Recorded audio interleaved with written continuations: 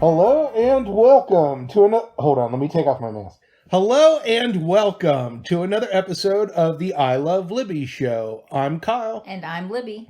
The date today, because it's important for you to know this, is Thursday, March 19th in the year 2020, which is shaping up to be very interesting. I'll say. Yeah, to say the least. This episode is our special edition. It's a family quarantine episode. Yes. So this episode is going to be focusing primarily on how we are dealing with the coronavirus and its impact on our family, on our children, on our toilet paper, on everything. Yeah. That's what this is. This is how we are handling it. Right. Now, we're going to do a few things a little differently than we normally would. So, for example, we have actually recorded conversations with our kids. Yes. I took them aside and asked them a few questions regarding the coronavirus / quarantine. And I was not there for that. You weren't. And then you took them aside as well and asked them your own set of questions. And so, yeah, we have that now.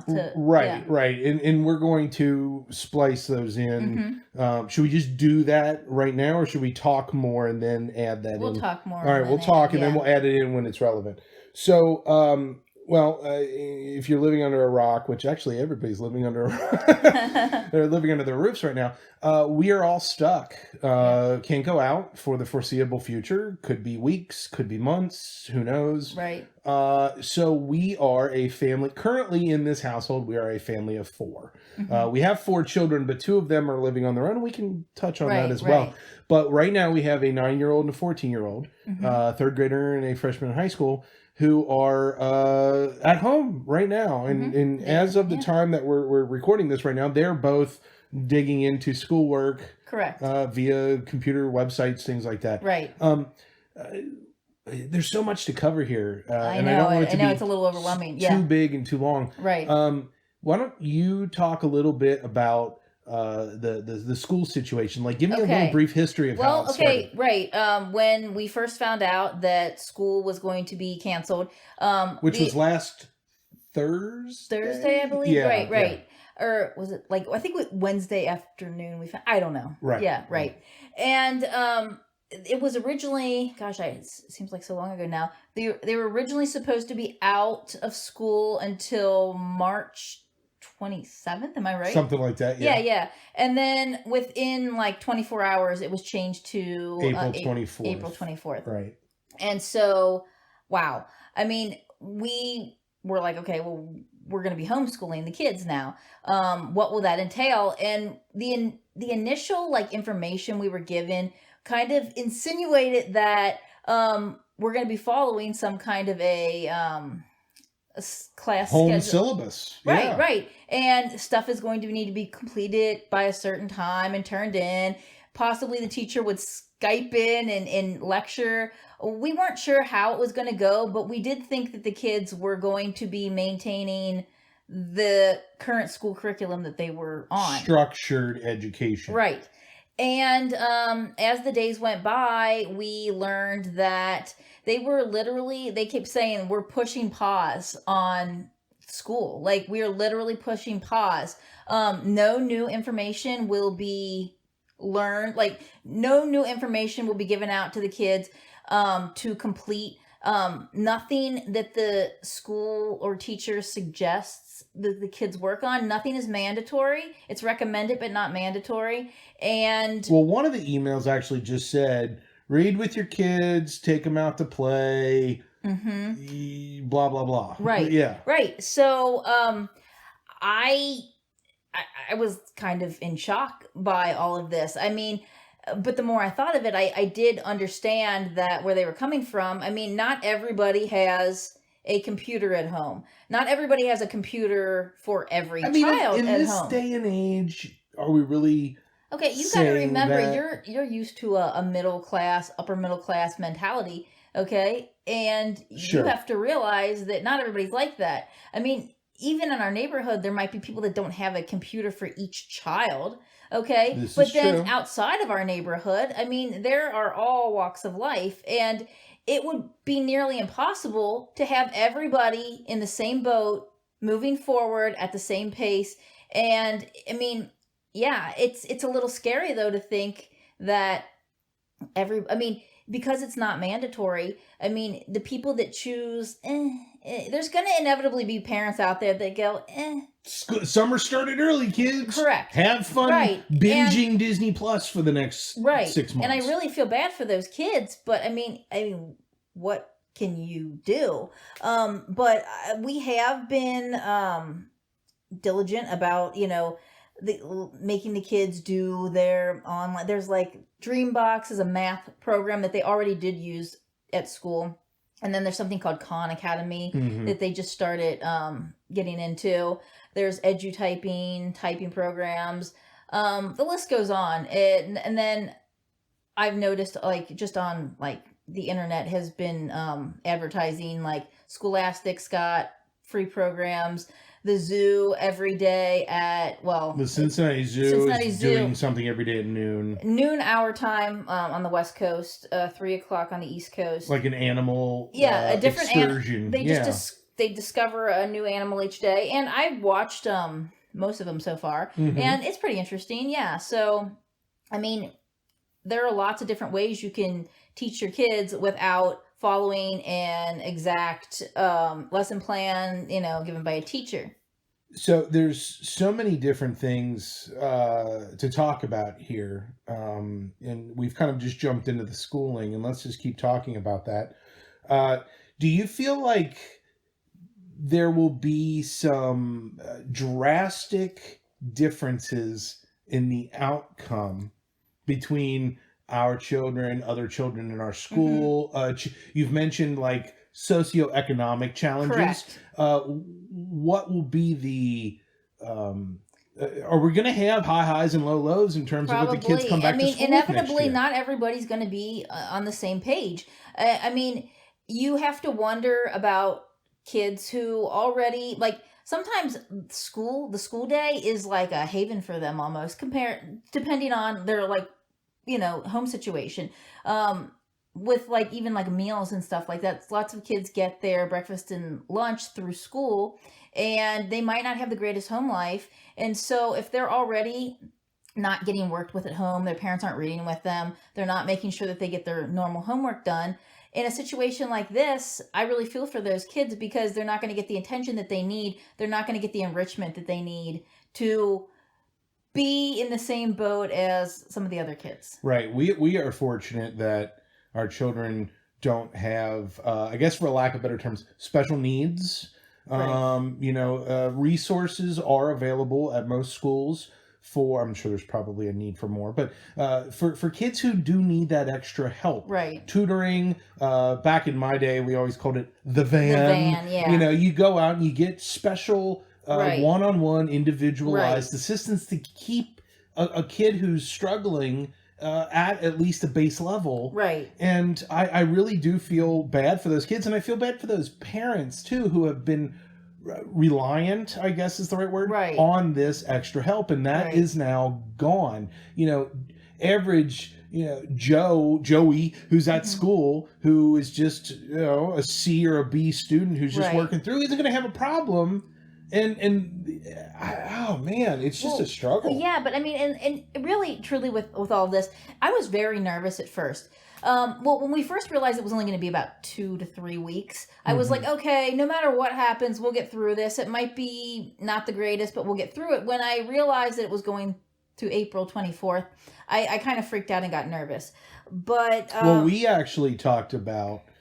We had summer plans. Oh, right. That starting in early July. Right. And then we're like, I bet the kids are going to end up going to school. They're going to have to tack on days. Well, right. And so we started to push our plans. Right. And as did lots of other people. I mean, everything that anybody had planned from spring break on is just tentatively canceled.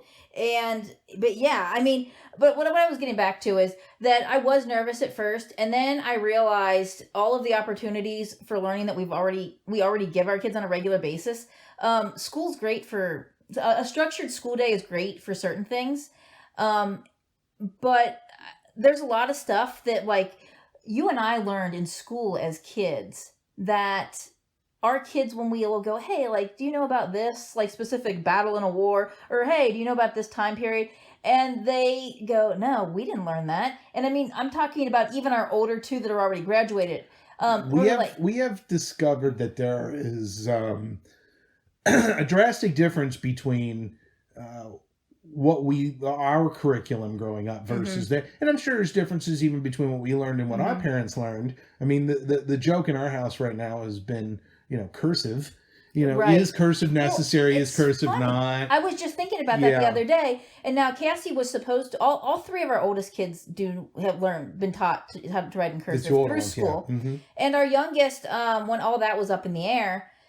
Last year in second grade, they were supposed to learn, and for whatever reason, our teacher didn't get around to it. Thanks. And so this year they were supposed to focus on it. And the funny thing is, it's already March and they haven't touched on it yet either. And definitely not going to touch on it now. Right. So I had actually thought that the other day. I was like, you know what? I might. I know what. Okay, there are different kinds of cursive. I don't know if you know about that, but there are different. It's like a dialect. It's like a dialect in a language almost. There are different styles, yes.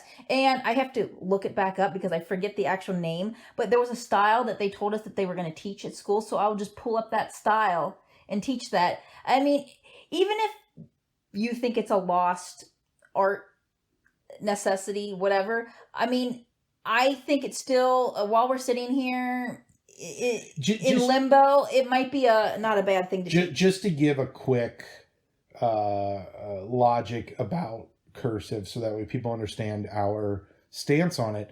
I see no problem teaching my children cursive.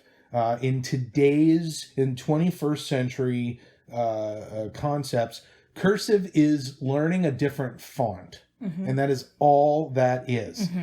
Times New Roman, Comic Sans, Arial, my favorite, which is Verdana. These are just different fonts to do the exact same thing. Right. Cursive is a font. But what do I always say is lost when you don't teach a child cursive? How are they going to sign a document? Right. It's signature.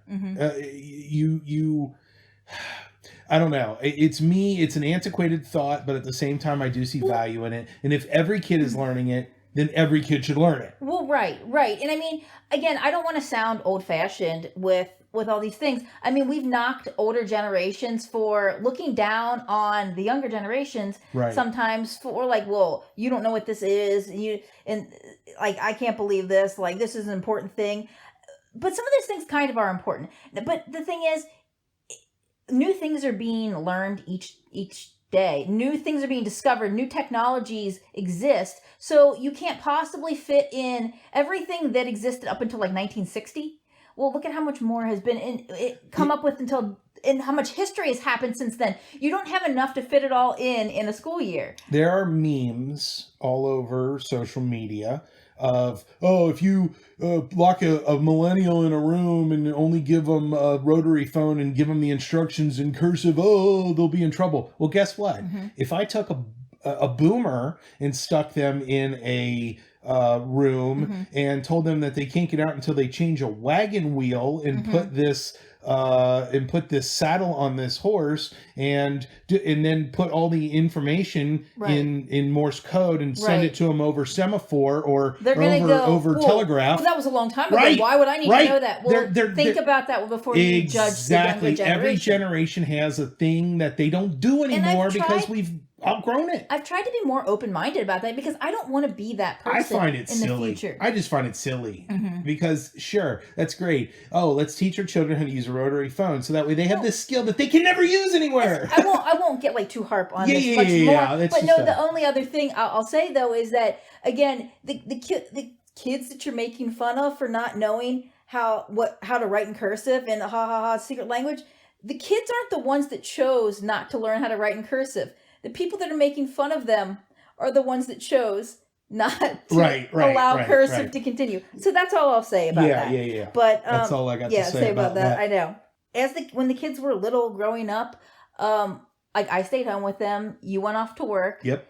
And I basically ran our own private little daycare center with our kids. Right. I mean, I'm used to coming up with crafts. I didn't just... Actually, our house was pretty messy. No, I didn't just spend time cleaning all day while the kids grabbed around my ankles and said, play with me, play with me. I stopped to do activities with them. I took them to parks. I took them to story time. I bought craft books. Yeah, when you still had to buy stuff before the internet was real big into all that. And we would make crafts. And we would go on nature hikes and do all those things. So I don't look at this as being so far gone from something, a concept that I already have experienced, understand how it works. It's not as scary as some people are making it out to be. Well, if you're listening to this episode and this is your first exposure to our podcast, first of all, welcome. Second of all, we have a very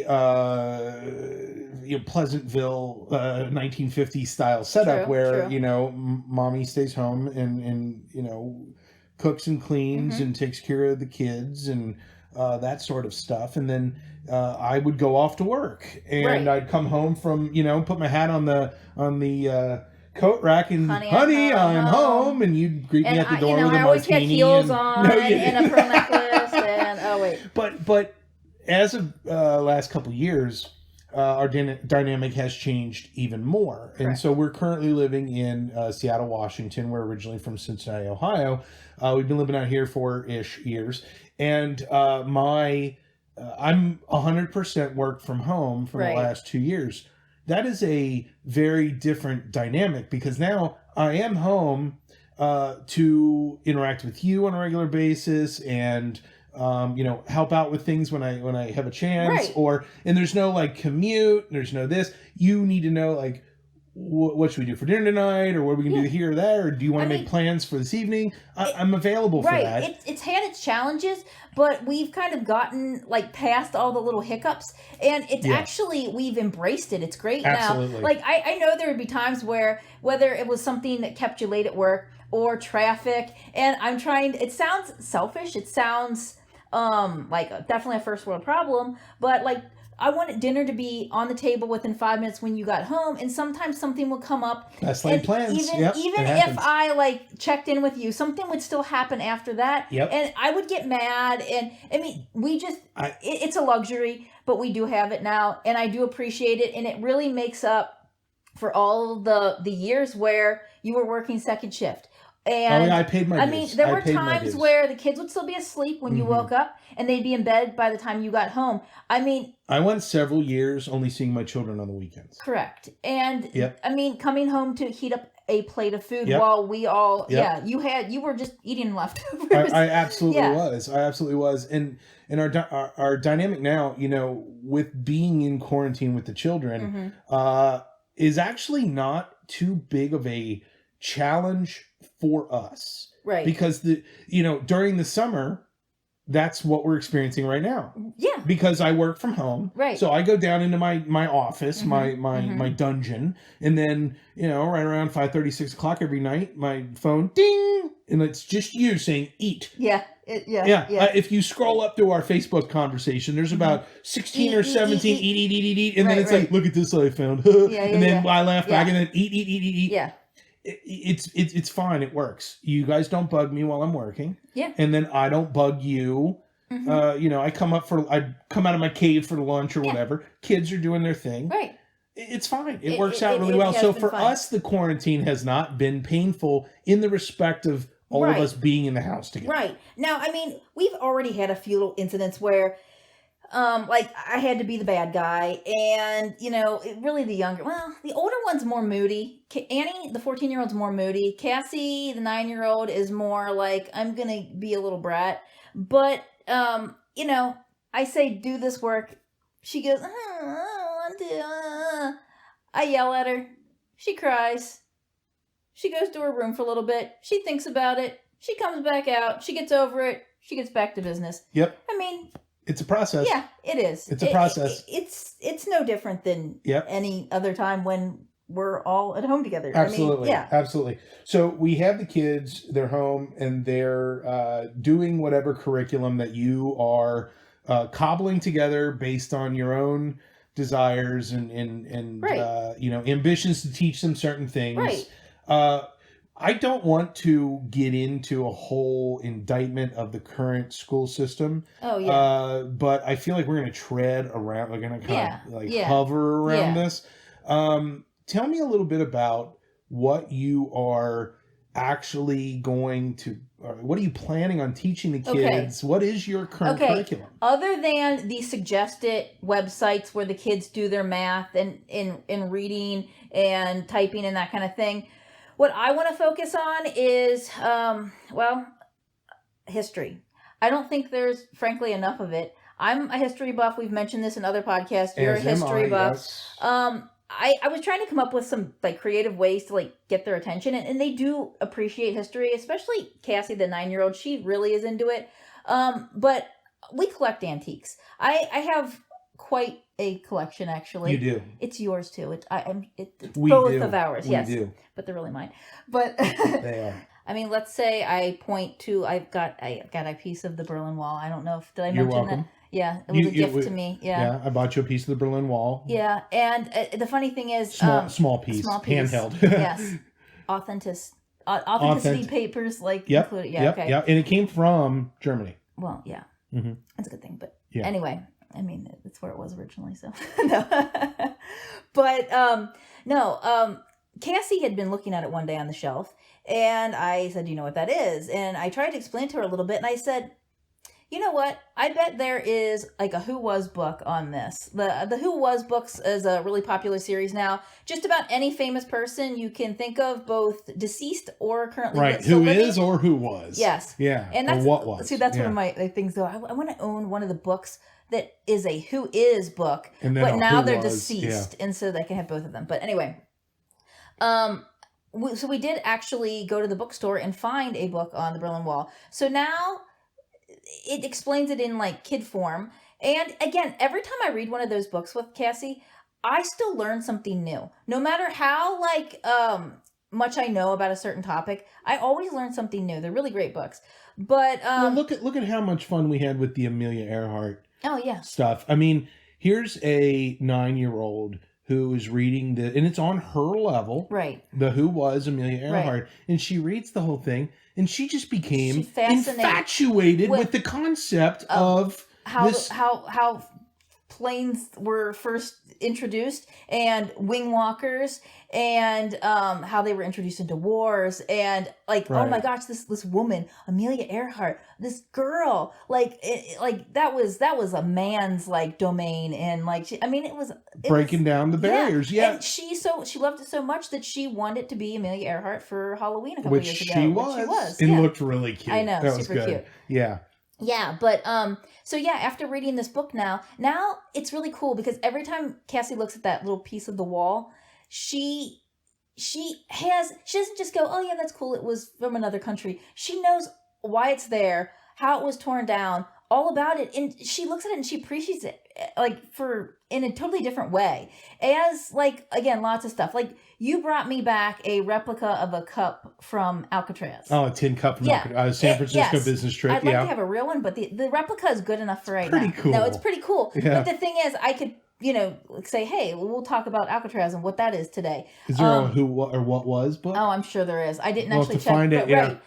And we've got quite a few that we haven't gone through yet that we have collected over the last couple months. So I'm going to definitely bring those out as our history/geography lessons. This house is a sort of you get the same value coming to our home as a little museum. Yeah. And having us as docents, giving them an education about each piece. Now, I am a big fan of did you know type of facts. Right, you are. So much that my oldest, Kara, thank you, has put me in check and saying, "Hey, Dad, you're repeating some of your stories here," which is good because it means she listened.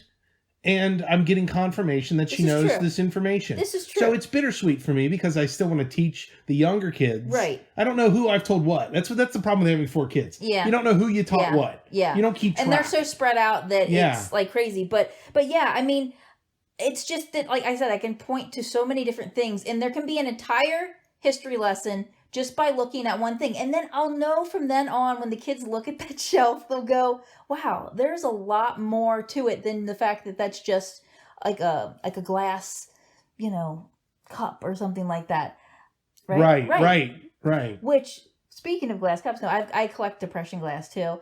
And speaking of the depression, yeah, no, right. Who knows? I know. There. Go ahead. No, I was gonna say though, like with tied into the American Girl books, that's another series of books that Cassie really enjoys, and our older girls have enjoyed as well.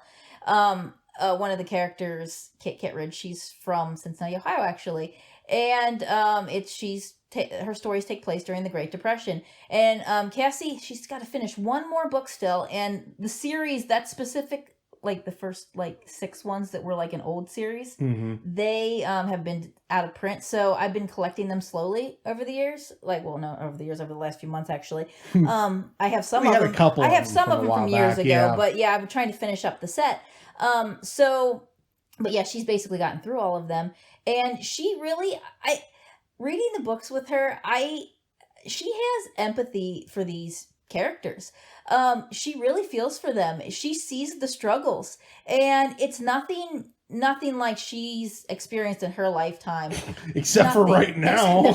No, but it's funny because she does. She sees how they would take their leftovers and make them stretch into another meal, just like we do. And she sees them it's not important to have this, that, and the other thing. We can make do with what we have. We can make do. And she still, even though our times are a little strange and you can look at them and say these are your great grandparents' time, it's still nowhere near what the struggles were for them, but she does still get a taste of it. And yeah, I mean, there are a lot of parallelisms between what would happen in the 1920s, correct, and what is happening right now. Right.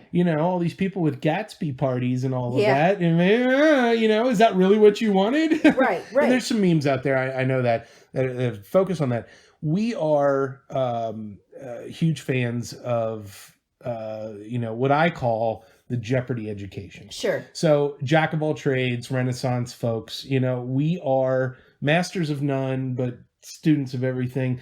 I love the idea. We DVR and watch Jeopardy. We have our older kids come over and we binge them 5 or 6 episodes all at a time. We're really behind now because we've had things come up and we couldn't. It's been a little, right. But I put a lot of value in being able to answer questions about everything, have a wide variety, many varied and unusual pieces of knowledge. Right. Because you never know where that will add value to a conversation or to knowledge, being able to produce thoughts with all the education that you've made, right. Especially as an adult, if you're not exposed to certain things and you don't know about them, that knowledge just dies over time. So we are doing our part to make sure that for the war effort. For the war effort. No. Wow. That's funny because, it's not funny, I guess, but with rationing, did I cut you off? No, go ahead. With everybody's talking about rationing food and toilet paper and other sundries. Okay. So, our kids have already kind of gotten a taste of what that means too. Again, thank you, American Girl books, the Molly books, World War II, and rationing, and the little stamps that you would get you can only have this many, meat products and this many dairy and to the point where they were not going to have enough sugar rations to bake a birthday cake for their daughter. And that makes an interesting point. Do you think we'll get to that point again? Well, I don't know. Or we'll have grocery store stamps where you can get one fish, one pork, one potato. I don't know. But again, I mean, if we do, at least our kids will understand where it's coming from. No, I mean, knowing the history of what other people have had to endure. Right. There are some folks, and I'm not making any judgment, but there are some folks out right now that I'm seeing on social media who truly cannot comprehend the impact, the severity of this, and they just want to put their head in the sand and keep, Sure. literally go put their head in this beach sand with thousands of other people because they just don't want to believe that this is possible because they never lived through it. We are very, I almost want to say as a society, arrogant and complacent but because we don't understand that history repeats itself and there's a possibility that we could be having to go through what could be considered this generation's great tragedy. Well, right. And I mean, we are, you're used to going to the store and there's superfluous amounts of everything. Like, you're not just like, oh, okay, they're out of apples. No, there's like 16 different varieties you can choose from. And that's what we're used to now. There's hardly any seasonal things at this point. You can have watermelon in December if you want it. Yeah. Like, and so, I mean, by, again, showing the kids history and how things work, we do actually, like, it is actually a common phrase around this house. Like, when we're telling the kids to use something up, don't waste something, do your part for the war effort, because it's mentioned in these books for the war effort. Yep. And so they hear that, though, and they do know what we're talking about. They do know that waste is bad. And I mean, I've been trying to enforce it even with like toilet paper nowadays. I mean, you know how many times I walk into the girls' bathroom and there's a roll of toilet paper, not on the roll, like on the floor, unrolled. Some of it's wet from when they got out of the shower and it's just still laying there. They'll go to the bathroom, they'll pick it up off the floor, take toilet paper off, and then lay it back down the floor. They take it for granted. Yes. And I mean, I had to make a specific point. This was after people were already hoarding toilet paper. There was a big, long piece on the floor that was wet. And I had this big, long rant to them. And so just so everyone's clear on our stance on this, we did not hoard toilet paper. We just bought a little bit more than what we usually do. Which is fine. Like, we had... this is before all of the like craziness went like crazy. And I had grocery shopped the Monday before everything went. Usually weekly Monday shopping. And yes. Things were starting to get. We were like wondering like, are they going to start closing down stuff? So you see the writing on the wall. You had told me when you go grocery shopping this week, maybe just get a little extra. And so I did. I specifically said non-perishable extras. Yeah. Yes. And so I had bought, a few extra like canned goods. Yeah, shelf-stable stuff. But toilet paper, we only had like 2 rolls left anyway. So I was going to be buying toilet paper. And I bought a 12-pack of like, the mega rolls. Yeah. And then when we went to the store like later on in the week when we were trying to stock up. Right. Yeah. You were like, we should probably get more. And I was like, I don't know. It wasn't until the next day, that Friday, that I went into the store with my reward points. Oh, yeah. Safeway sends you stuff in their app. Reward points. You can like save up points and then you can like pick from different grocery items. And so one of them was a 12-pack of Mega Pack of the store brand toilet paper. So I actually got my 12-pack of Mega Rolls for free. Yeah, and the store at the time had ample amount. Yeah, they did have limits on things. If you walked around the store, there were little signs up here and there that would say you're only allowed to have 5 of these, 3 of these, which is smart. I mean, I think that's fair. I've seen that even with big sales. Sometimes they put limits on it, and that's fair. I have no problem with that. We basically right now have enough supplies of every shape and form where we could live our normal routine comfortably for 2 weeks. 2 more weeks. Yeah. Yes. And then we could get creative, a little bit more creative for 3, and we wouldn't starve for 4. We wouldn't starve for 5 or 6. We've got enough rice and grains and stuff that even if you were like, I'm having a bowl of porridge again. Yeah. We've got enough. We could probably get 6 weeks. We living in the Midwest, earlier on in our marriage, we had a snow apocalypse. A bad snowstorm. Yeah. A snownomi. Yes. It hit and we were basically locked in our house for a week. And so what we ended up doing was, as a challenge to ourselves, because the grocery store was just up. We could have made it if we had to. If we had to even walk. But we said, you know what? Let's challenge ourselves. We did. We're fans of history, and we love to cook. We love to bake. Right. Let's challenge ourselves to see how long we can go. So we kind of did a dry run of this years ago. We did. And our skills and knowledge have grown vastly since then. Oh my gosh, yes. So, I mean, we picked up flour, sugar, eggs. I picked up 2 strips of yeast, so like 6 packages of yeast. Yeah. And I mean, I do like to make bread from time to time. We make absolutely. a fresh bread with dinner sometimes. Yeah. And so I was like, okay, I have some store-bought bread in the bread box, like a half a loaf left. Mm-hmm. I've got a loaf frozen in the freezer, which I almost always keep a loaf frozen in the freezer all year round. And it comes out just fine. Yeah. And then I bought an extra thing of bread flour. I bought an extra regular flour. I have already like some whole wheat flour in there. We got cornmeal. We bought polenta. Right. We've got rice. Right. Can you make bread out of rice? No, but I mean, I don't know. Maybe. But yes, we have options. We do. These are things that if all of a sudden they lifted the quarantine tomorrow. Yeah. It would just mean that the next couple of weeks where the groceries would just be low. Yeah. We would be buying like perishable things. Mm-hmm. Like, I mean, a lot of I've got a lot of fruit left that's still good. A lot of our fresh veggies have gotten eaten up, but I do have some frozen stuff. So again, I'm going to put together a meal tonight. And if I was able to I could go up to the store right now. I'm not going to. I'm going to,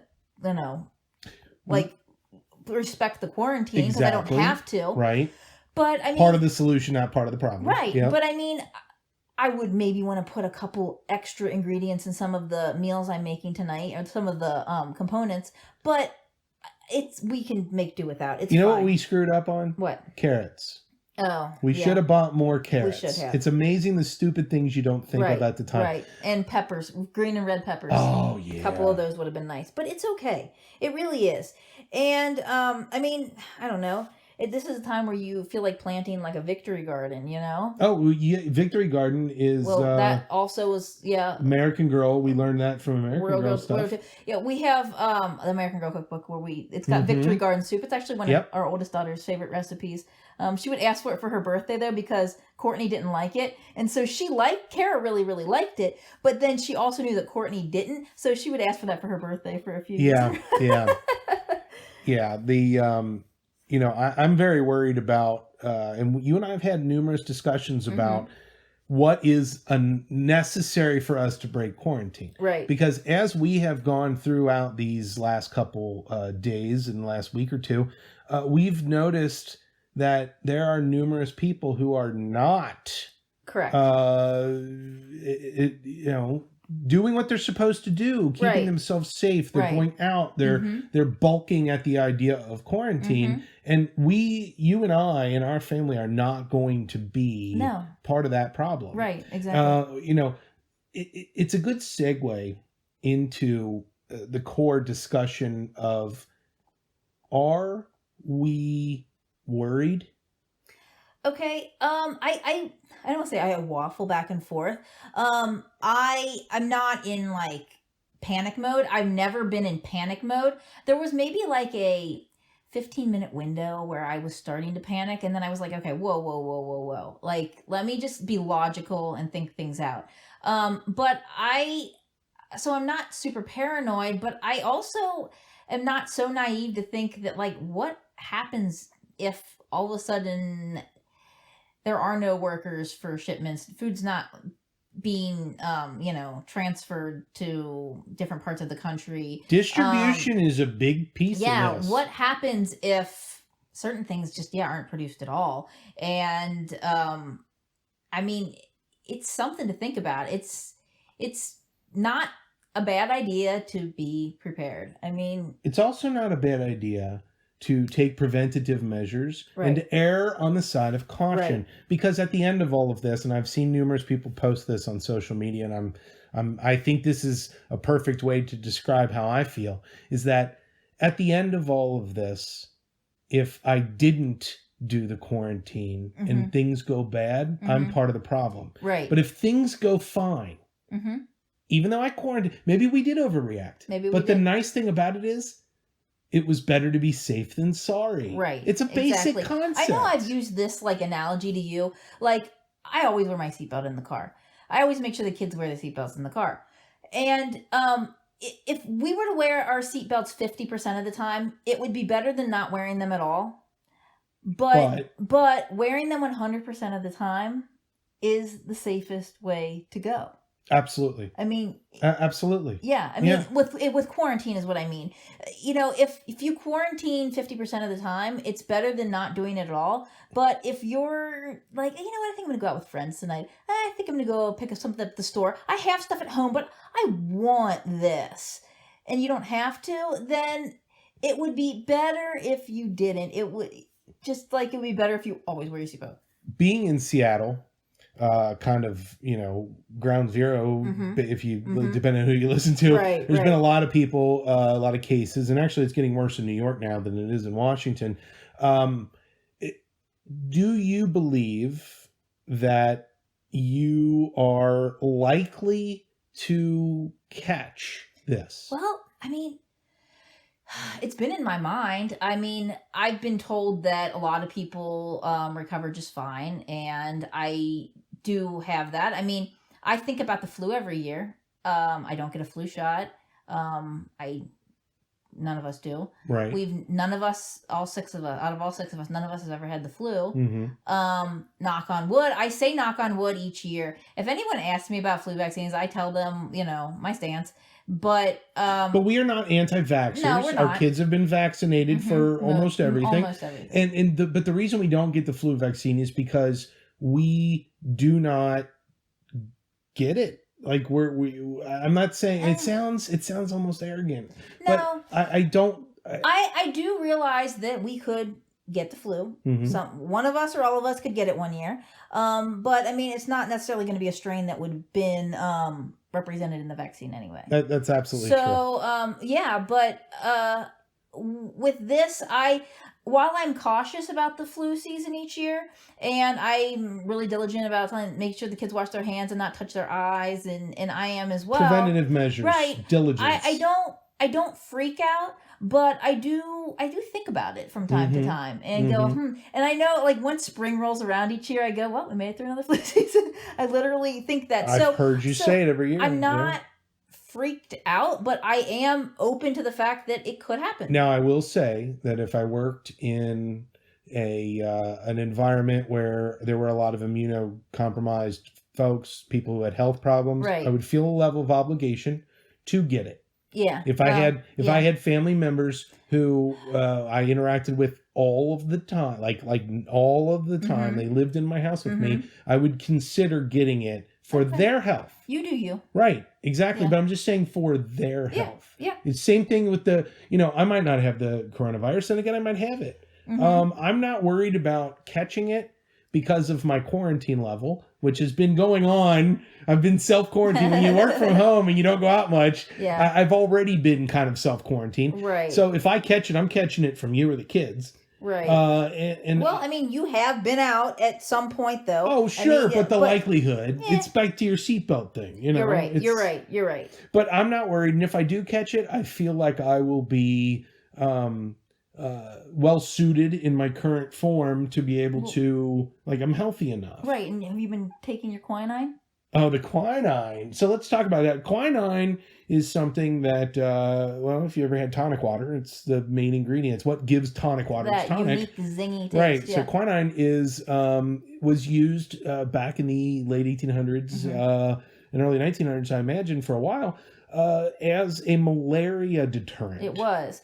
And, I mean, I don't know how much of it is, I don't want to say an old wives' tale, how great it was. It was better than nothing, perhaps. Absolutely. But, I mean, think about how many options they had back then just in general. I mean, like morphine, quinine, cocaine. Yeah, right? Right? Everything had alcohol in it, too. Right.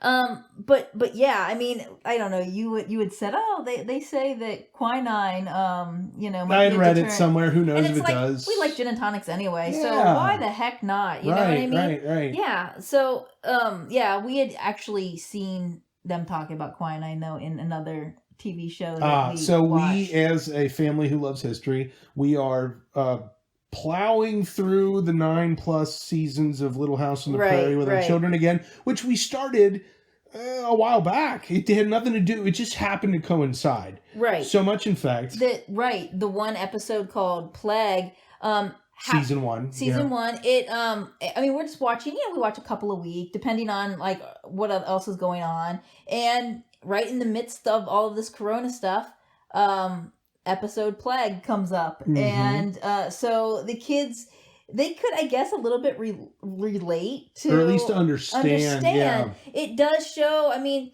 deep down, they might have had ice to bring down a fever, not any like heavy duty, medicines, and maybe some quinine here and there. But deep down, like the way that they were preventing the spread, they were hoping to prevent the spread, especially if they didn't know where it was coming from and what exactly it was at first, was quarantine. Right. It was quarantine. Everybody, they canceled school, they canceled church, stay in your homes. If you were like around certain people that had come down with symptoms, then you were, away from your family. It's interesting. The only way that these people were getting anything was through deliveries from the grocery store. The doctor was going door to door. And they would leave them outside their front door. And good old Doc Baker. I mean, he figured it out. They didn't know the source originally. There's a lot of parallelisms, and our children consumed that episode, and as a result have learned. It's not the exact same thing.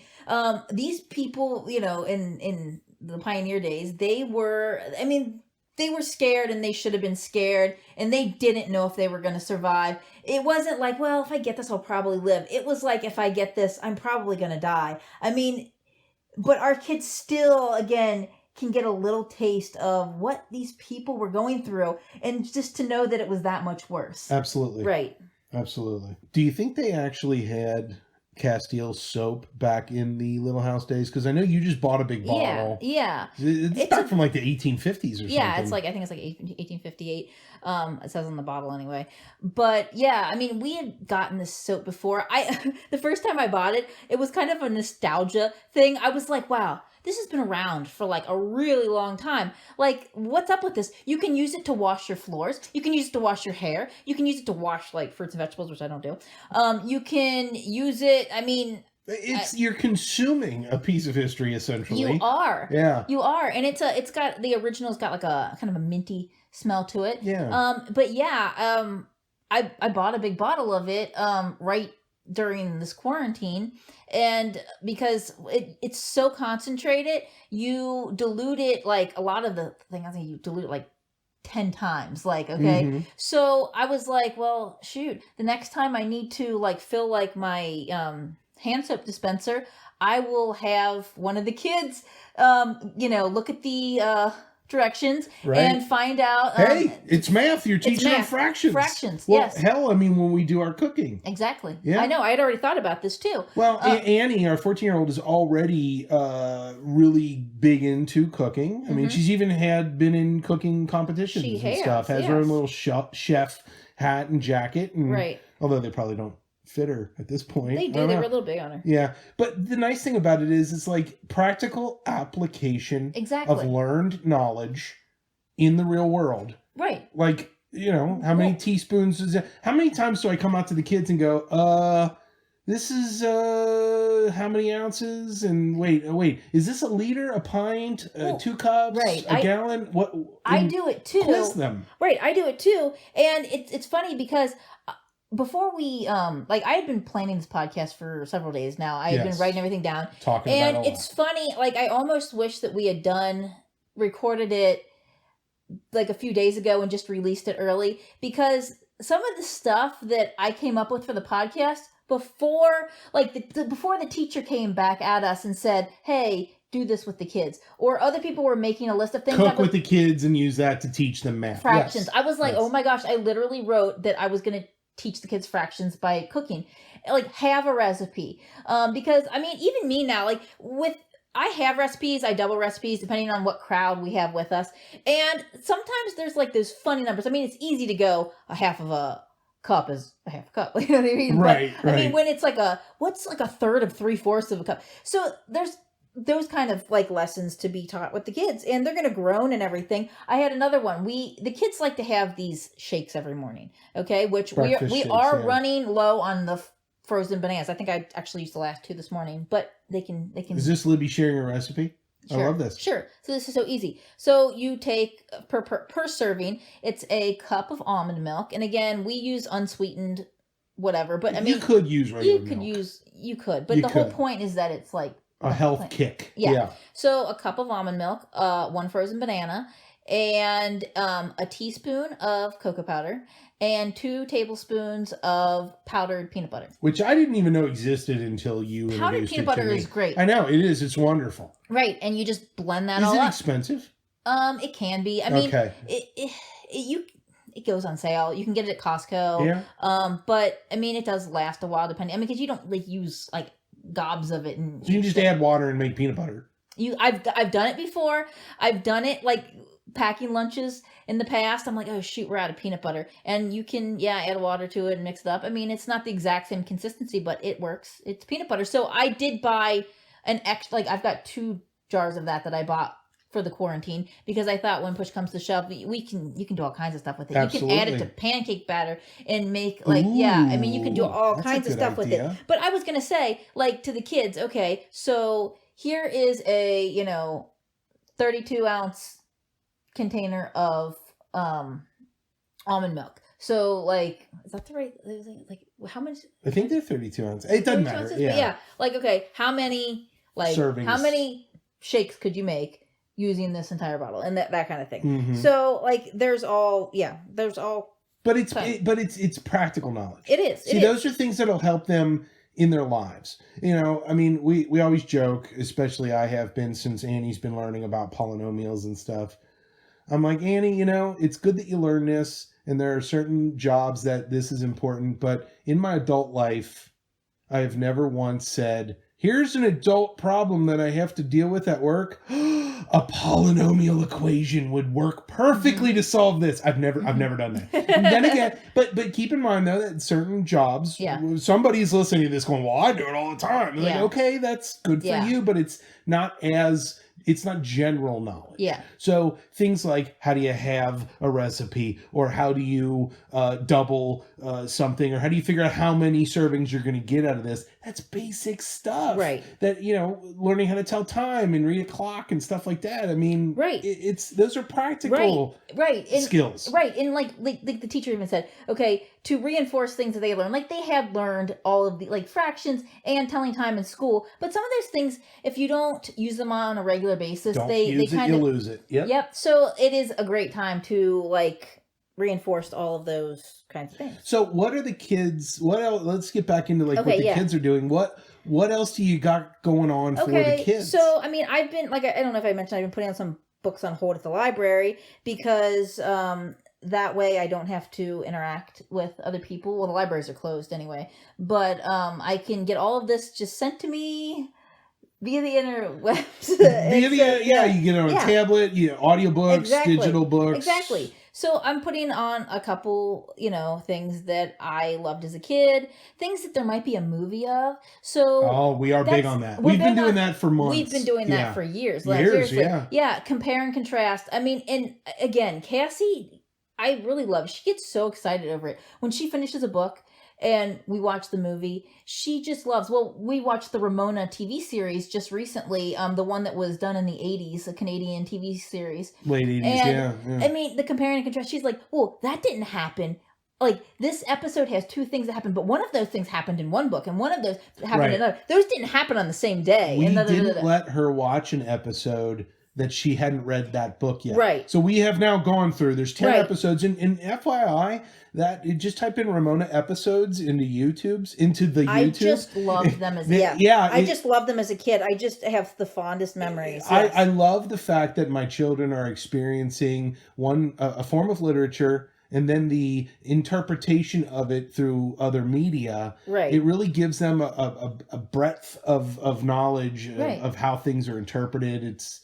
There's a lot going on there. Well, it's so fun for us because we're reliving some of our childhood I love stuff. It. Right. I read with Cassie every morning before school, and we try to do like a half hour, and it's great because I try to again bring out books that I read as a kid that I would love to like experience again, but now I get to experience it through somebody else. Mm-hmm. And also the reason why I read as well as let her read on her own is because some of these older books, I mean, they're not that old, but like some of the verbiage is a little old fashioned, and the story is still a valuable story. But for a kid born in the 2000s, lots of times Cassie will stop me and go, "What's that?" And I'll be like, "Yeah, that's a way to describe this.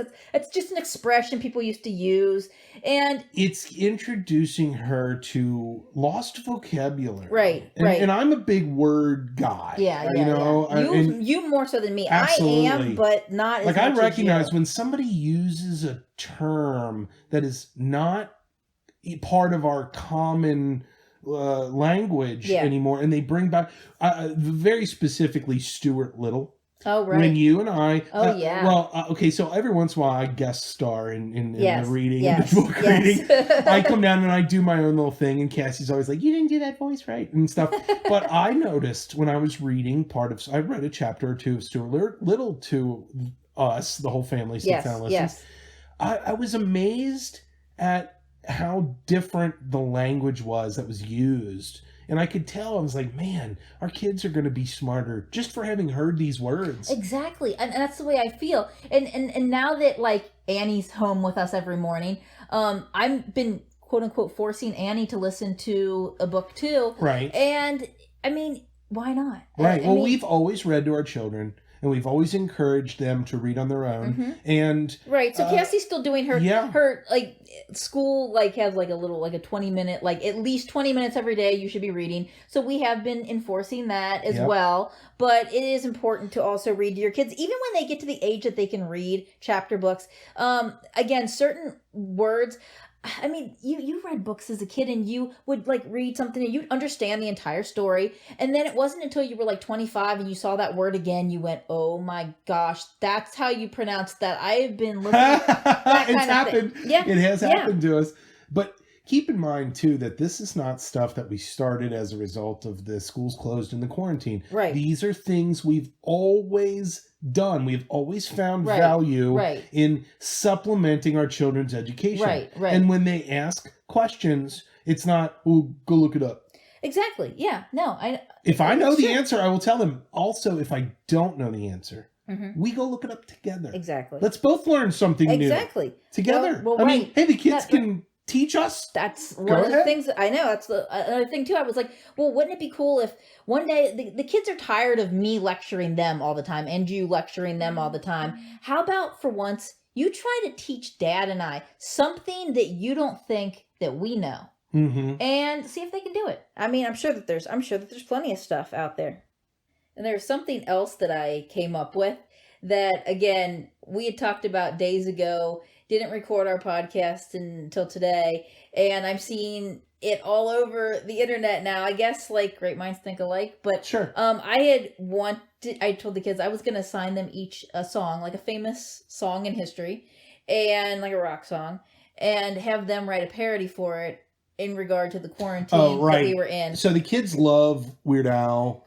And I think they almost know some of the Weird Al lyrics to songs better than the real one. Or didn't know that there was an actual song. Yeah, they're like, "Wait, what is this?" It's like, I know that song. I'm not a huge Weird Al fan. No, I know. But I do like the eBay one. Yeah. So I've always prided myself in being able to come up with wrong lyrics to songs. You just sing them all the time. It's funny stuff. But this is fun because it's something that, number one, the kids appreciate the music. Our kids are all big music buffs. And number two, it's creative writing at its greatest. It is. It really is. That's what I said too to the kids. I said, you know what? I said, then I will correct your spelling mistakes. I will correct your grammar. I'll make sure things have the right beat. The stanchion. Exactly. Yeah. And I mean, then we can also record them. Or at least even have printed off copies of the songs to keep for future generations to enjoy about the quarantine of 2020. But yeah, and I mean, it's just funny though, because I've seen all kinds of parodies of songs all over the internet about the quarantine, and I'm just glad that they're not the ones that I assigned to the kids. You know what I'm glad about? Don't want them to be able to plagiarize and cheat. Oh, yeah. Cliff's Notes. I'm very happy to see that so many people, like you keep saying, "Oh, that was my idea." Yeah, I know. But that's a good thing because it means that there's hope that normal human beings are thinking this way. Yes. It gives me hope for humanity to know that Yes, good. I think it's a good idea. And you came up with it on your own. I did. And it's a good idea. And so did this person and this person. Right. So there's a lot of good coming from this. Right, there is. Yeah. Yeah, and I mean, a lot of the stuff, though, like with the learning, it's easier to homeschool a third grader. I mean, I don't know if I say easier, but there's a lot of concepts that a third grader doesn't know yet that a 14-year-old does. That there's a lot of fine, toothing that on like a younger kid. Once they get to high school age and they're taking algebra, they might be taking calculus. It gets more in depth, and even as an adult, as we've taken a lot of these classes, you take them, you cram for the test, you pass the test, and then you forget a lot of it. So it's a lot more difficult to aid a... Yeah, well, what are you going to do? Teach a 14? What are you going to teach a 14-year-old? Okay. I mean, like, she could try to solve a cold case. Like, you could go anywhere online, pull up a cold case and read and research all about it, and then try to think, is there something there that, like, that the cops might be missing? So what you're saying is analytical skills. Sure. Being able to, write down all the things that you do know, write down the things you don't know. Right. Use scientific method and analytics to infer certain things and to deduce certain things. Yeah, those are higher level mind skills that you need to learn when you're that age. I mean, there's plenty of that around. Well, I know, and I'm like, okay, so like, what else do you teach like a high school kid? Like, I mean, health class, like sex ed, like, and I mean, she probably knows a lot about that already. But I mean, I was thinking like maybe we could just like show them like the videos of them being born. Well, we do have video of at least 2 of them being born. Yeah, and like, okay, and this is what not to do. Yeah, right. No, but there is value. There's teachable moments is something I say all the time. Like the parables. Oh, okay, so early this week, when folks were saying, I'm not going to go to the store. I'm not going to get supplies. I'm just going to ride it out. I'm going to be, I immediately thought of Aesop's fable, The Ant and the Grasshopper. And so I thought, I wonder if our kids even, like, it didn't even occur to me that the children might not know this story. Right, you brought it up to their attention and they were like, no, I don't know that story. And I went, teachable moment time. Yeah. And we actually went out and found on YouTube a very nice animated graphic version of the story, and the kids soaked it up. It was fun. It brought back good memories, because I always liked the parables. Yeah. And as we talked to Annie, there were fables. Yeah. It's close that's enough. True. Yeah. You're right. Parables is like a Bible thing, isn't it? Yeah, but I mean, it's again the same thing. Aesop's fables. Aesop's fables, right. But Annie she was familiar with a few. She was like, oh yeah, I've heard of that before, and I've heard of that before. But Cassie had no clue. And it's like, I know in the first, second, third grade that we would learn about Aesop's fables. Right. So, well, and so something that a friend of mine on social media and real life mentioned, like, I'm going to start every day off with an episode of Carl Sagan's Cosmos. Oh, yeah. And I'm like, what a great idea. Yeah. And then I started thinking about all of the educational TV shows that I used to watch, 3-2-1 Contact, Square One TV, Mr. Wizard. And then other people were suggesting ones that I didn't know about. Oh, yeah. And I'm like, I didn't know about that one. It's back. I mean, you could tell from the animation style, it's from the late 70s, early 80s. Right. I learned about I'm excited to share these things. And so we just told our kids that if they do well with their stuff, their curriculum, quote unquote curriculum, throughout the week, we'll do like Film Friday, where we just learn from a media that they accept as truth, which is online and TV, and movies. I think it's great. And I mean, again, I don't want to sound old-fashioned, and I realize I give the teachers, like, not to their face at home, I give them a hard time sometimes. I'm like, do they ever actually teach, or is everything here just watch this video? And I mean, I don't know how I feel about it one way or another, but I mean, I think for us, for Fridays, I think that's a great idea. and it'll keep some sanity in the house. I mean, we're gonna inevitably have some Minecraft and some Roblox, and that's fine. And those are still educational. Somewhat, yeah. But, it can be if done well. Right. But I mean, there's innumerable resources out there for teachable moments. Yes. So, yeah. Yes, absolutely. One thing that we didn't touch on, and I think this is a good segue into our recordings, is the children's understanding and attitude, knowledge of the severity or the potential outcome of this virus, the way it's messing with societal norms. What do the kids think about all of this? Right. And so that's where we decided to do this, each of us on our own. Yes. You ask questions, I ask questions, and then we'll just get our children's opinions and thoughts on it. Right. And so that's what we're going to do now, is we're going to switch over. We'll do Libby's first, because that's what was recorded first, and then I waited a little while, and then I did mine. Yeah. And so we'll play yours, and then we'll switch over and we'll play. That's good, yeah. Yeah. And again, they were unprompted.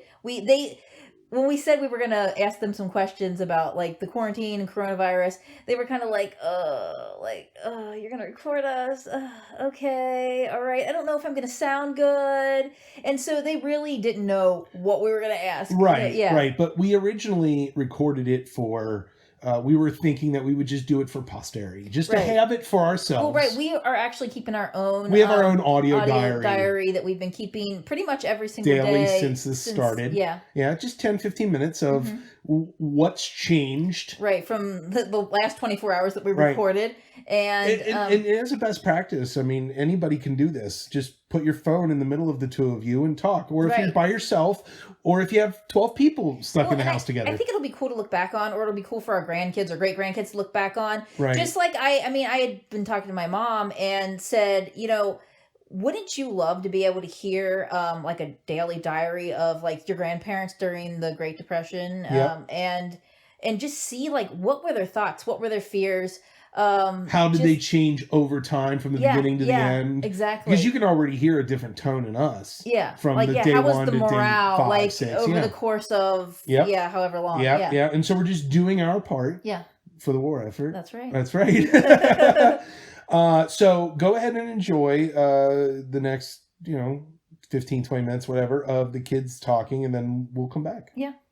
I'm here with my kids, and we've got, again, a good opportunity to ask them a little bit about how they feel during this crazy coronavirus thing that's going on right now.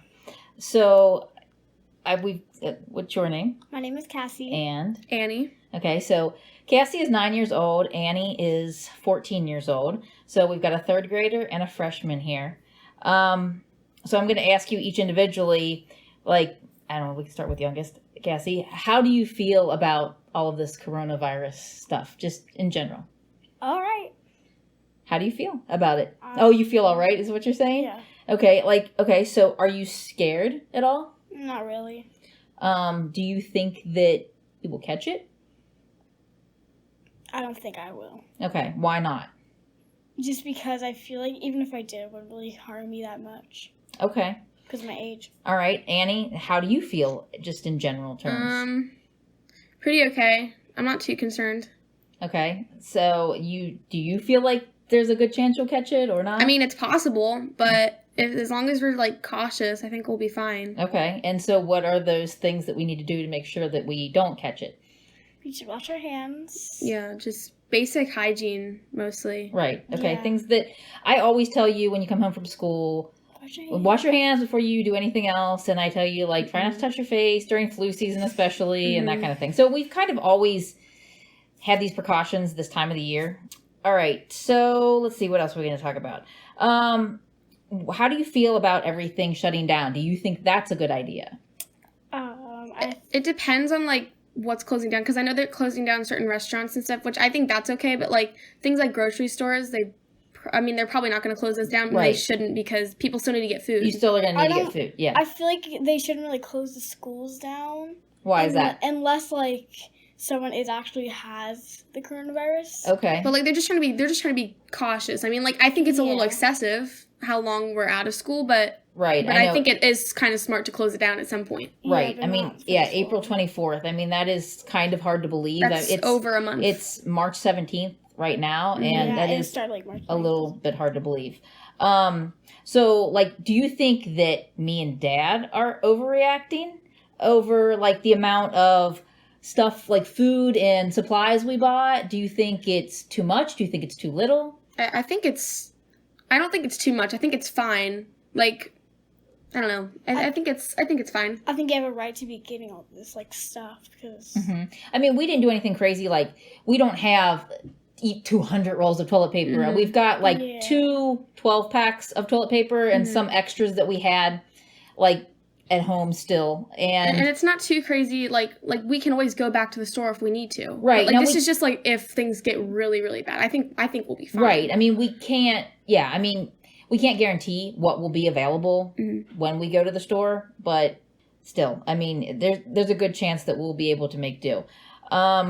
Do you feel like the rationing that I'm doing and Dad and I are doing with the food around the house, do you think that it's any worse really than what we normally do with you guys? I mean, it's not just a free-for-all here for food. I mean, do you think it's gotten a little bit worse, or do you think it's about the same? I mean, me personally, I think it has gotten a little worse. Just, I mean, like, we still need to, like, save food. We can't just, like, snack all the time. But, like, sometimes they'll be like, oh, can I have a snack? You're like, no, let's just save that. Or let's not open something new. Let's just see what we have that's old or something like that. I've been trying to use up, like, perishable things. Like, Cassie had a salad for lunch today because the lettuce was getting a little wimpy, and that's something that won't keep. But yet, a can of, like, SpaghettiOs or tuna. Or like we have like ramen, like those things, they're packaged so they can just stay that way. And it's like, okay, and again, we don't always have ramen and SpaghettiOs and things like that. These are things that you can keep for a long time. It's not something that you guys are eating every day, but it's stuff that if like push comes to shove and there is like nothing left at the grocery stores, we have things that will keep fresh for a very long time. So, so we drove around today. Yeah. We wanted to make sure that, the car doesn't just sit in the garage while we're in quarantine. And so we drove around just to see what was up. Like, is it like a ghost town out there? Are there people all around? So what did you feel? Did you feel like there were more people than you expected out? Or did you feel like there were less? I feel like there's more people than there would be out on a regular day. Did you? Yeah. Like, I would agree because like people are always out and about and stuff, and like, there's always going to be somebody driving around, but like I feel like with certain areas, like with Safeway, that area, there were a lot of cars parked there. Right. Like, that's a lot for normally, like how it normally is. Our grocery store was pretty packed. I mean, it's been more packed, I guess, per se, but like maybe like on a Saturday, but I thought it was pretty packed. I was a little bit surprised, yeah. But like also like some just like drive-thrus and stuff, those were really crazy. Oh yeah, the McDonald's there were certain areas though that like sometimes are really packed and there wasn't anybody there at all. Sure. Well, a lot of the small businesses have closed down. Like even like the Smamish Cafe is completely closed. Like a lot of people are doing carry out, but certain places have completely closed down until like the beginning of April. I saw people like walking around. I was kind of surprised. Well, right, and walking around in fresh air is okay as long as you're not in real close contact with people. As long as you leave like a distance, it's great to get fresh air and it's healthy for you to walk around because you're used to, Cassie, especially getting recesses at school and having gym a couple times a week. So we need to make sure that you still get the same exercise that you were getting on a regular basis. And I know Annie's what? I already do that a lot. Well, you do. You like to be outside. And Annie like is in high school, so you don't. I mean, we don't have recess. You don't have recess, and you're not. I mean, the only other physical activity is PE. Right. And I mean, actually, lately we haven't been doing much anyway, so I haven't really been doing a lot of, But you did spend some time like outside with Cassie in the last few days. Like, do you feel like you're like able to like bond more as sisters because you're like just stuck with each other now? Yeah, definitely, because I mean, like usually most of the day I'm at school and I don't see her until like 3. past that. And then, sometimes it's 4. Sometimes, and if she has an after school activity, I won't see her or if you've till got later. homework, and like that kind of someone's thing. hanging out with some. I mean, it really all depends. And I think it is a good time. You've had your little fights, but you've also been like, but everybody does that. I mean, together. like, Okay, so, like, obviously missing school then. Like, Cassie had, like, mentioned that, she wasn't sure that, it was a good idea to miss so much school. I mean, do you think you guys are going to fall behind? Oh, yeah, for sure. You do? I mean, yeah, especially, like, next year and, like, and not, I know this doesn't, like, apply to me, but, like, seniors, they're just... Right. I mean, seniors who are especially taking AP classes where they're going to get transferred over to college credits and stuff like that. I did read a little bit about the fact that they will probably have some opportunities to do some stuff online. Like I've heard people, I mean, like, I don't know how this is going to work and if they'll do it, but I've heard people talking about like voluntarily going to summer school. Oh, yeah. Just because they're going to feel so lost. Yeah. I'm already a little off on stuff, like at school. You think you're a little off? Yeah, because like last year, we were supposed to like learn some things that we didn't. Oh, so we were doing this year, and we're trying to fit everything in still, and we deal with other stuff, but we still have to get other stuff from last year in too. Right. And I mean, your online schooling, your teachers are sending you optional things to do, and you're not going to be graded on them. They encourage you to do them, but it's not mandatory. I think that's silly though, because if they're trying to get people to do stuff and they want to make sure that they're doing it, they should at least give out some assignments that are graded, because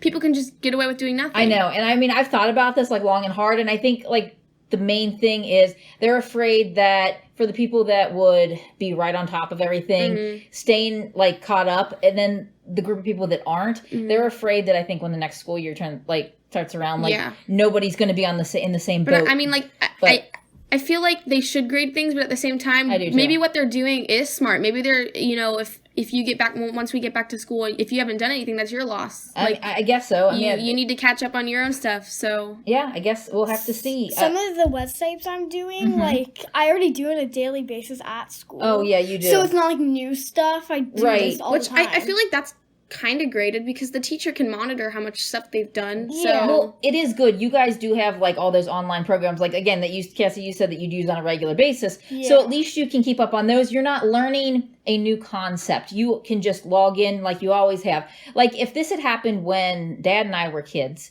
like everything was on, copy paper, like everything was printed off. Which I like that a lot better actually. Yeah, sometimes. Like I don't like the electronic stuff because things can get lost, and I don't know. I like writing things. I mean, I agree. I tried not to be like old fashioned and I've tried to like get with the times. But yeah, I see what you mean. But like, I just don't know what we would have done without. I mean, we didn't have internet access as kids. Like, would we have picked up stacks of paper from the school periodically? Would they have mailed us stuff? I don't even know. Yeah, you might have been in a worse situation than we would have been, or that we are in now. So, like, other things that you're missing, Annie's plays indoor soccer. So, canceled. There was supposed to be a game.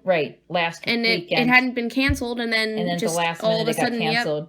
And, I mean, you have 3 more games left of this season. Well, maybe the last game. They said that they will try to reschedule them after April 24th. So we'll see. Would be nice. We'll see if that happens. That's nice. But yeah, I mean, so Annie, have you like talked to any friends? Not really, no. Texting or anything like that? No.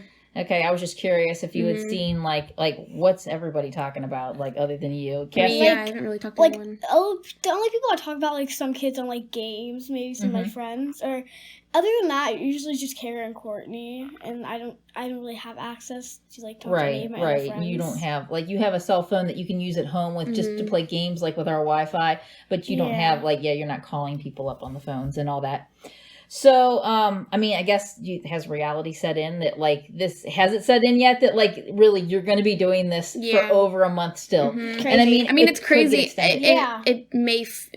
I don't know. It might feel like a long time. It might feel like short. Summer break goes by. It's only been like 3 days, 4 days. So. I know.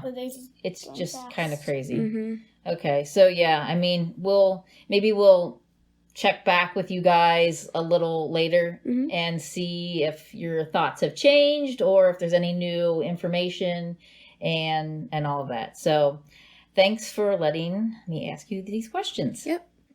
Your mother's asked you some questions, and we recorded that. But now I'd like to ask you a couple questions myself and see what your understanding of this is. So we'll start with you, Cassie. What is the coronavirus? It's a virus. It's a virus. It's a virus. That's all you know about it? It's What a other virus. viruses are you aware of? I don't know. You don't know. What does a virus do to you? It's a sickness. It's a sick. Okay, what happens? You could die from it. What are the symptoms of the coronavirus? A bad cough. Sneezing a ton. Maybe throwing up. So in other words, you don't know. No. Okay. Annie, Yes. what is the coronavirus? It's basically the flu. It's basically the flu. That's what I was told. So what are the symptoms? Coughing a lot, sneezing. Yeah, I don't really know. So I haven't the looked same into things it. I said. Yes. So you guys don't actually know what this is. Yeah, so that's why we don't think. I'm it's a not big too deal. much. So That's what- this is changing your life completely, or at least it is right now, Mhm. and you don't actually have any idea what it is. Not really, no. Okay. Cassie, who are the most susceptible people to catch the coronavirus? Adults over maybe 50, 60. So old people. Yeah. Okay. What about kids? They'll probably get it, but it won't really harm them as much. I forgot why, but it's like something that. It's because our immune system is stronger. Yeah. Why quarantine everyone? Like why are they shutting things down and quarantining Because everybody? It People- holds everybody in one spot so they won't spread it. Even though everyone's still going out everywhere. Well, yeah, but people that are held in quarantine, they are in that one area, and then after they're done with the sickness, it goes and they get released so they don't spread it. Cassie, if I were to take you right now to a crowded area Yeah. with 200 people, what would your reaction to that be? I would probably, if someone's coughed or sneezed, I'll probably leave. But what if you had to stay there? Would you If be I had to stay there, I'll go into the Minecraft server and build a tower up. Right? so you'd try to distance yourself? Yeah. Okay. Try to find a pole and climb it up and be ah.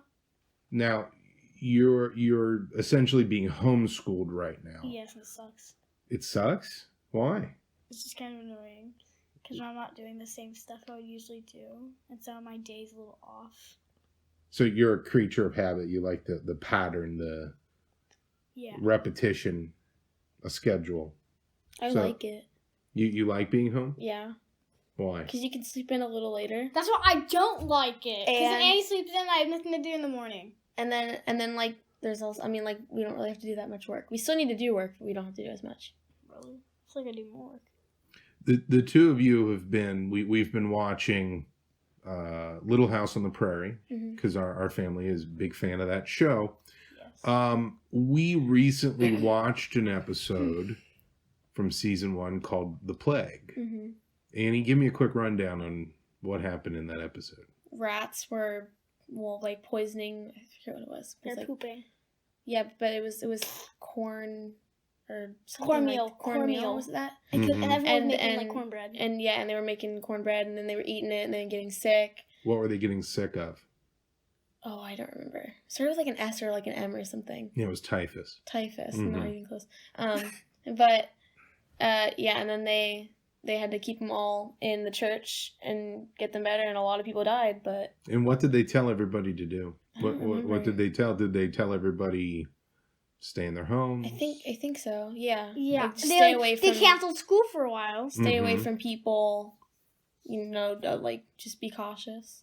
Are you aware of previous history of people having plagues or sicknesses run through whole towns and cities and states? I mean, probably, yeah. Yeah. But you're not actually aware of it. Have you ever heard of the plague? Yeah. What is it? I don't know. I've heard of it. You don't know? I've heard of It's it. a game. Yeah. It's Well, a game. it is a game. I probably have the game in my phone somewhere. Plague Inc. Yeah. I'm just curious. Does all of this seem normal? No. Not at all. I'm not used to having school closed for a month. Over So a month. no, You mean yeah. 2 months. Are you concerned that... Do you think that this will blow over? Do you think this will be a long-term problem? Cassie, what do you think? I think that people are going to make a big deal about it, and it's going to be, like, a big problem when it really isn't that bad. And then, like, we're going to be out of school till, like, the end of, like, for, like, 5 months for some reason. Like, maybe, like, we'll be off for, like, another month or something. No, I don't think it'll be that bad. I think it'll blow over. I don't think so. Why? Well, because, okay, if it's like the flu only comes around No one thinks that, though. in, like, the winter, usually, fall and winter. And then if it's the summer, it's not winter and fall anymore, so it'll go away. Or it won't be as bad, at least. So you think that why do you think that? Because that's how things like that happen. Those It's like things flu work. season. Mm-hmm. That goes away. That's only for a couple months or whatever. So Yeah. So maybe it'll, like, pass away. I I don't think it will, though. think it will. You think it'll stick around? I think it'll stick around I for mean, a while. it'll obviously there. I mean, you Or can't it'll go always get away rid- and people will be, like, still, like, not the same, and everyone will still be freaking out, even though it's gone. Well, what if this is the new norm? What if this is the way that the life will be from now on? Because we're all We'll stuck find a way in to fix it. we who? People, just in People? general. I mean, people are already working on, like, a medicine for it. Mm-hmm. And I it's only think they're it's working only on gonna- like a flu shot thing like that. They're testing it on, like, monkeys and stuff. They tested it on rats and it worked. And they're going to test monkeys because they're closer to us. Where did you hear that? I heard it from science class. At school. Yeah. That they specifically told you that they were testing a coronavirus cure. No, On but monkeys and I've rats. seen another thing, but, like, I got told, like, they're testing, like, medicine for it, and it's fixing some animals, so we're going to try it on other animals. You both spend quite a bit of time looking at the internet, social Yeah. media, playing games online with other people.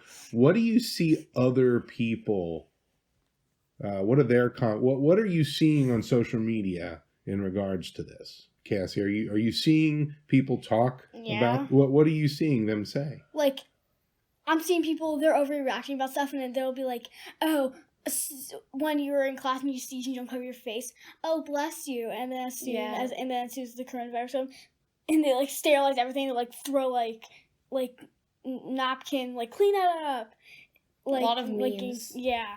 A lot of memes. I've seen somebody say, my whole country is in quarantine or something. I'm like, And, like, Roblox wow. and stuff. What do you say to people who don't think that this is a big deal? I say that Well, it's good not to, like, it's good, like, to not worry, like, a lot, because if you worry a lot, then you're gonna get, like, paranoid and, like, freak out. But, like, I don't think it's I mean, for me, I don't think it's a big problem. I'm not too concerned. if someone said it wasn't a big deal and they weren't even, like, washing their hands, like, flu season, Yeah. I'll probably say, this is flu season. It's not all about the coronavirus. You should probably still wash your hands every, like, time you, like, touch something dirty or, like, don't touch your face. It's the same as the flu season. Mm-hmm. It's in the flu season. And so I would say, like, even though you hear another, like, sickness going around, doesn't mean all the other sicknesses have gone away. No, we still have the flu. And so you still have to, like, wash your hands on a daily basis anyways. You guys have seen enough of things like Walking Dead and zombie. I mean, there's even like Disney-ified versions of zombie movies. Games. And games. What do you think the likelihood is that this will get to that Very point? unlikely. It's very unlikely, but We've had so many things like this. Like, I mean, not as bad, obviously, but, like, things like Ebola. Well, like, that was, like, a big thing. Tell me about Ebola. I mean, I don't know exactly what it is, but I remember everyone was freaking out when that was, like, a big thing. Mhm. you told us and- what happens. I did. Yeah. Like, everything, like, all your, like, skin, something happens to your skin, it all disappears, and it's all, like, a pop of the button and it all pops. I hate it. You melt from the inside. Mm-hmm. But, like... Yeah. But like I remember when everyone was making a big deal about that, and then that went away, and now this is a big thing, and then after this will hopefully blow over, and then there'll be another thing. I barely knew that was a thing. Mm-hmm. The Ebola. Okay. Do you guys think that you would like to be more informed and know more about it? Yes. Yeah, I mean, sometimes there's things that they can't tell you. Like, what do you mean? I mean, like, sometimes they'll work on a cure, and then they won't tell you for, like, a while. I don't know, sometimes maybe they I do want to that. know, like, how bad it affects you. Like, if it really does, if it's really bad, or if it's, like, a cold or something. Like, it can really just be, like, sometimes they'll be, cold. like, researching it, and they'll think that they know something, but they have to wait until they're 100% sure, so they won't tell you yet. So they have to wait a while. Numerous times, and I'm sure you've come across it yourself on your own internet searching, there are two people who are experts that say opposite things. When you have two experts that say opposite things, who do you believe? I don't know, I guess, I mean, I always ask you them, can if, believe- what's your proof? Or what if they both have proof? If they both have proof, you can believe both. We'll do more, like, stuff to find out which one is better. Like, at school, when we're doing engineering, me and my friends both have a good idea, but we don't know who's good. And we're like, all right, so does this follow this? Does this follow this? And then, like, mine would be like, oh, my friend would be like, oh, you didn't add this, but I did. And then we'll keep going and see if it will work better. Last question. Do you guys think that your mother and I are overreacting, underreacting, or reacting just the right amount? I think it's just the right amount. I think it's just the right amount. Because you're too. stocking up on food like you should, but it's also, like, other kind of, like, sicknesses, too. You guys so. are doing things that need to be done to just, be safe, You're have food, be clean, things like that. Like, I don't think You're not being crazy. We're like, I'll touch something and they're like, wash your hands now. I touched the doorknob. Wash your hands now. I lied. I have one more question. What do you think about the people who are overbuying and buying guns, and they're sitting in a bunker with, holding their guns and spam? And stuff. That's do crazy that. because it's not like it's not like a zombie apocalypse where a zombie can come up on you. You cannot just shoot a germ. I mean, you could, but like. Well, I don't think you'd be very good at that. Yeah. I don't think that would work. I don't think you can do that. Guns are not the answer. You can't, Annie, what do you think about the people that are... They're a little crazy. They're crazy? If you're going in a bumper, I think there's something wrong with you. You need to go to the doctor. Bunker. Yeah. Yeah. Okay. So that's what our kids think. Obviously, some things are a little off. Some things are wrong. I mean, their understanding of it is based on what they've heard from us. Right. What they've heard while they were still in school, friends and stuff like that. And whatever they've caught online. Right. Whatever memes they've seen that they can piece together. But I mean, think about it when you were a kid. And like, remember when like the Gulf War was going on? Like you would hear your parents make comments. You would see little clips of stuff from the news. The teachers would say some stuff to you. But really and truly, I don't know if I really understood what was going on. I knew we were at war, but I didn't know why. Right. And I never felt scared, but maybe I should have been. I don't know. Who knows? So obviously, we'll wrap this up here. This has been very long. Yes. Few things. Number one, we're all dealing with this. Right. Everybody in the world is dealing with this. In some way, shape, or form. Right. And so... be safe, be diligent. Don't hoard too much stuff. Check on your elderly. Be smart, be safe. I mean, I just don't know how else to say it. Be smart, be safe. I'm going to get that on a t-shirt. When in doubt, it's probably better to err on caution. Yeah, absolutely. And at the end of all of this, we'll be able to look back and go, we did our part. Or we didn't. I don't know. I mean, it's a little scary. It's a little...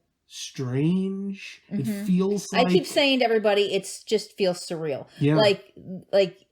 Well, in today's day and age, everybody knows there's so many post-apocalyptic TV shows and films that we all know what a possible outcome could be. Right. And, listen to the scientists. Don't ignore their warnings. Yeah. And at the same time, just use logic and basic reason to decide what's right and what's wrong. Right. And, you know, and as you're quarantined and looking for stuff to do, this is just perfect opportunity to catch up on some of these old I Love Libby show podcasts. That's right. Yeah, just go to ilovelibbyshow.com, and we've got 40 plus episodes to catch up on, and they're all just us yakking about our lives, different topics. Don't get mad at us. Yeah, we're opinionated sometimes. We are very opinionated, but that's what keeps it entertaining. It's all in good fun, right? Exactly. I mean, yeah, right. I love everybody. I do too. Okay, so I think that's good for this episode. So, like I said, check on your elderly. That reminds me, I need to call my mom. Actually, I talked to my mom yesterday. Okay. Okay. All right. Well, hey. Thanks for listening. Thanks. Bye.